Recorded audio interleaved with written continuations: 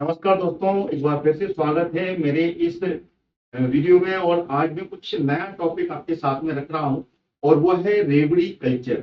भारतीय राजनीति में रेवड़ी कल्चर की जिस तरीके से शुरुआत हो चुकी है और इससे भारत की जो अर्थव्यवस्था पर इस पर कैसा फर्क पड़ रहा है और किस तरीके से प्रभावित हो रही है और भारत की जनता इससे किस तरीके से इसमें नुकसान उठा रही है, हम उस पर भी चर्चा करेंगे। और साथ ही साथ में इसमें आम लोगों को विशेषकर कितना फायदा हो रहा है उस पर भी हम चर्चा यहाँ पर करने वाले हैं। तो चलिए शुरू करते हैं आज एक नया टॉपिक जो कि है रेवड़ी कल्चर।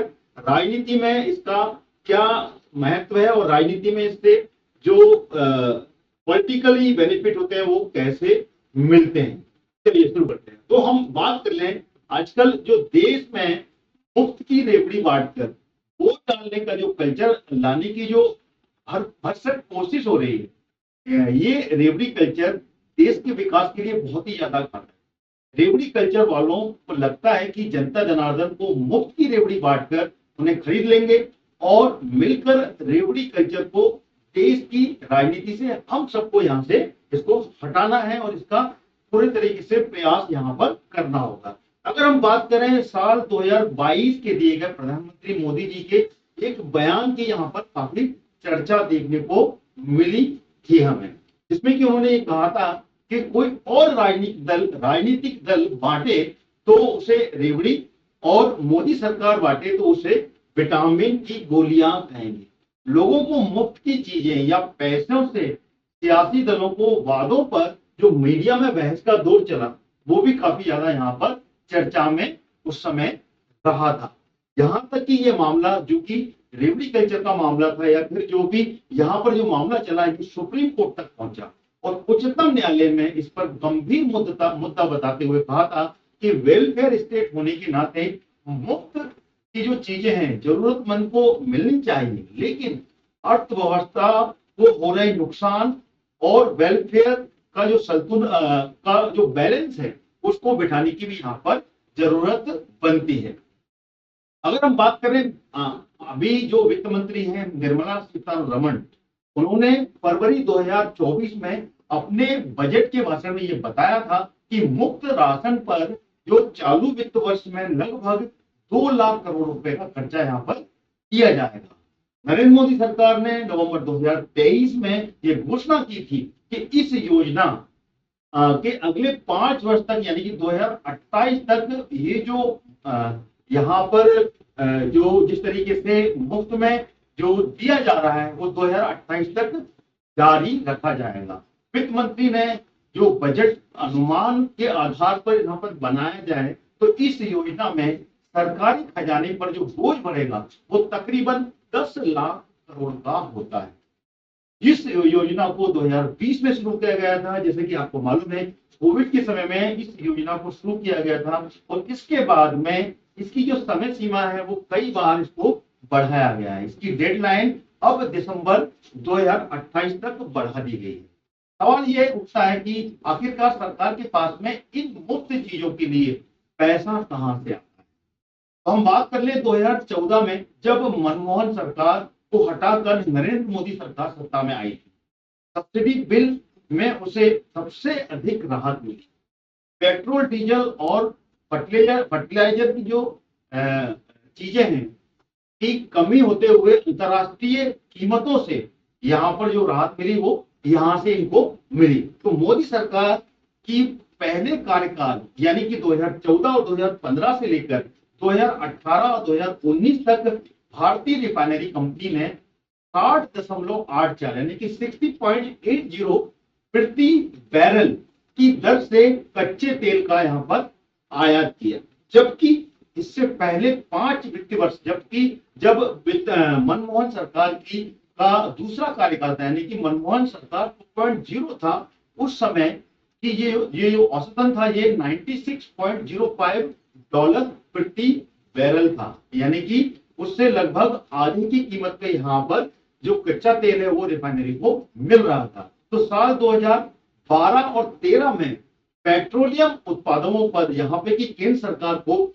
96,800 करोड़ रुपए की सब्सिडी दी रही थी सरकार, उत्पादों को, लेकिन उस पर एक्साइज के रूप में यहाँ पर 63,478 करोड़ रुपए का राजस्व मिल रहा था।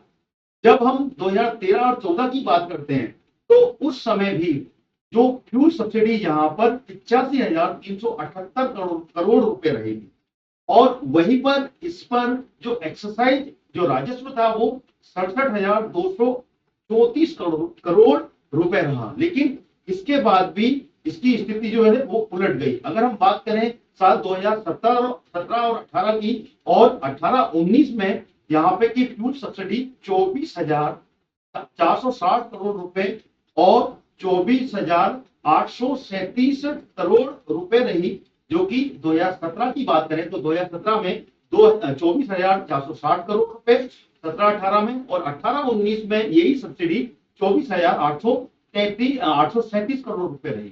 तो वहीं पर इसकी एक्साइज कलेक्शन है, जो राजस्व कलेक्शन है, उसकी बात कर ले तो वो लगभग 2,29,716 करोड़ और 2,14,369 करोड़ रुपए हो गया था।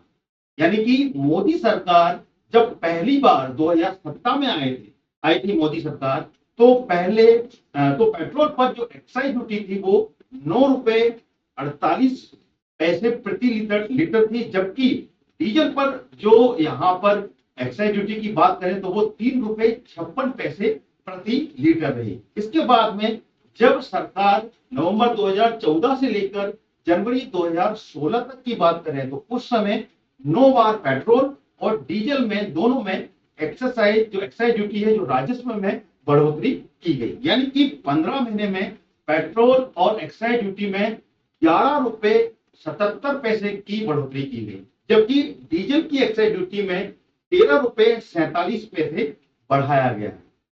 इससे सरकारी खजाने में जमकर पैसा आया। साल 2014-15 में यहाँ की पेट्रोल और डीजल की एक्साइज कमाई 99,000 करोड़ रुपए थी, वहीं 2016 में तकरीबन 2,42,42 यानी 2,42,000 करोड़ रुपए हो गई।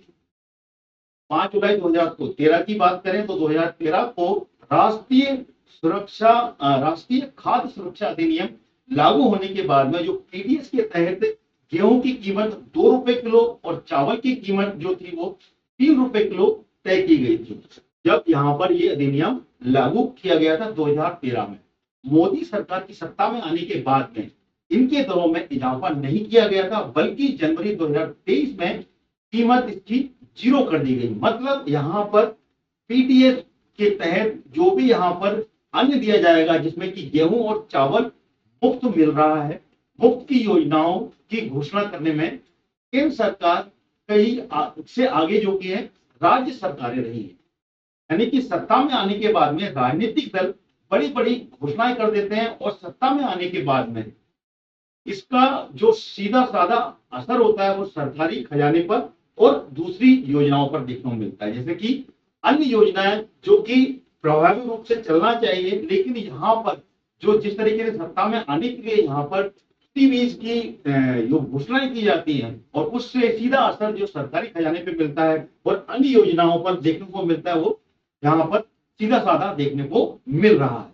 अगर हम यहाँ पर PRS लेजिस्लेटिव रिसर्च ने जो कि अक्टूबर 2023 में एक रिसर्च रिपोर्ट जारी की थी, जिसमें कि कम से कम 11 राज्यों का जो राजस्व घाटा था वो बहुत अधिक यहाँ पर बताया। यानी कि इनमें जो राज्य थे वो थे पंजाब, हिमाचल प्रदेश, पश्चिम बंगाल, आंध्र प्रदेश और हरियाणा का जो राजस्व घाटा था वो बहुत अधिक था।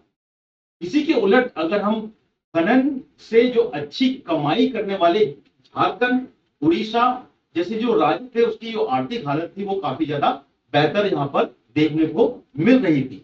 सब्सिडी का बोझ इतना अधिक है कि राज्य की कमाई का जो एक बड़ा हिस्सा है वो सब्सिडी में खर्च हो जाता है। और रिपोर्ट के मुताबिक बात करें तो यहाँ पर वर्ष 2022-23 में राज्यों को अपनी राजस्व जो प्राप्तियों का औसतन 9% सब्सिडी पर खर्च किया। कब की बात है ये?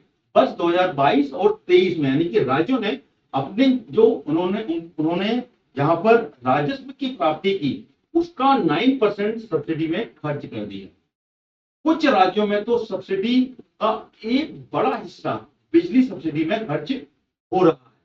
मतलब कि जैसे कि राजस्थान में कुल सब्सिडी का 97% जो है वो बिजली में खर्च किया, जबकि पंजाब में 80%। तो सवाल उठता है कि सरकार के किन योजनाओं को जरूरी जन कल्याणकारी योजना कहा जा सकता है और किनको फ्रीबीज और मुफ्त की सेवड़ी कहना ठीक रहेगा।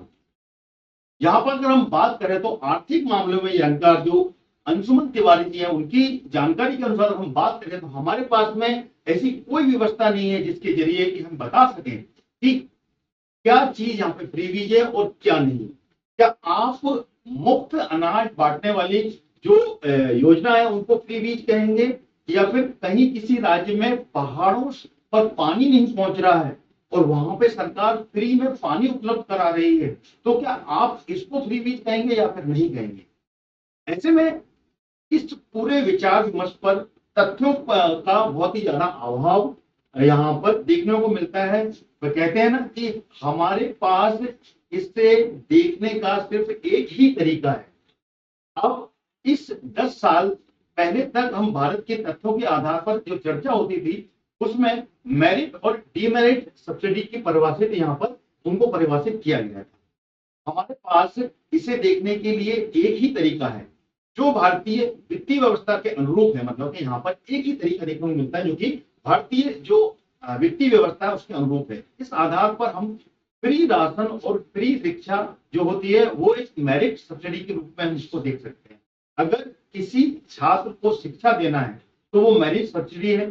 तो क्या लैपटॉप देना मेरिट सब्सिडी नहीं, ये कहना मुश्किल है। लेकिन सब्सिडी चाहे मेरिट की श्रेणी में आए अथवा डीमेरिट की श्रेणी में, दोनों ही सूरत में टैक्स पेयर का पैसा यहाँ पर खत्म होता है। टैक्स पेयर जो कि यहाँ पर टैक्स पे करता है लगातार, उसका पैसा यहाँ पर दोनों श्रेणी में यानी कि दोनों की दोनों सूरत में यहाँ पर पैसा खत्म होता है। तो इस बारे में हम अगर बात पर भी अक्सर गरीबों को आगे रखकर मुफ्त योजना और फ्री बीज का जो ऐलान है वो किया जाता है।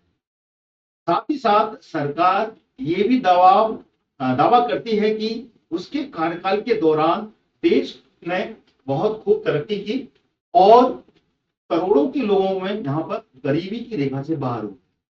यानी कि यहाँ पर जब सरकार आती है तो सरकार जब इलेक्शन के समय में ये दावा भी करती है कि उसके कार्यकाल के दौरान देश में खूब तरक्की भी हुई और करोड़ों लोग गरीबी की रेखा से बाहर हुए। पिछले दिनों मोदी सरकार ने भी यही दावे किए थे, जिसमें कि लगभग 26 करोड़ जो लोग थे उनको गरीबी की रेखा से बाहर आए, ये बताया। कई राजनीतिक दल के अलावा सोशल मीडिया पर भी कुछ लोगों ने इस पर सवाल पूछने लगे कि 25 करोड़ लोग अगर गरीबी से बाहर आए हैं तो 80 करोड़ लोगों को मुफ्त का भोजन किया।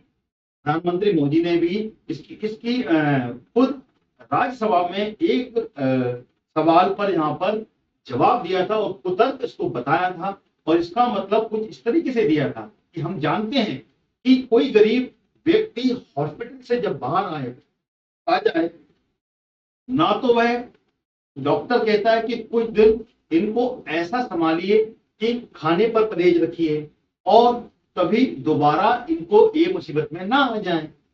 तो गरीबी से बाहर निकलना ना तो उसको उस पर ज्यादा संभलना होगा ताकि के ऐसा कोई संकट उस पर दोबारा ना आ पाए। इसके लिए उसको मजबूती से ये समझना चाहिए ताकि वो फिर से वापस उसी नर्क में ना डूब जाए। कुछ इस तरीके से तर्क मोदी जी ने यहाँ पर दिया था। तो ये एक सोचने वाली बात है कि यहाँ पर जो मुफ्त की रेवड़ी का जो कल्चर लगातार हमें देखने को मिला है वो कैसे देखने को यहाँ पर मिल रहा है और राजनीतिक पार्टियां यहाँ पर जो फ्री बीज के तरह यहाँ पर राजनीतिक व्यवस्था में इसको एक पर्याय बना दिया है, उसको जनता को यहाँ पर समझना पड़ेगा और हम सबको इस पर ध्यान देने की आवश्यकता है। तो ये वीडियो आपको कैसा लगा, मुझे आपको राय की बहुत ज्यादा आवश्यकता है, कमेंट करके आप मुझे बताइए। Thank you so much.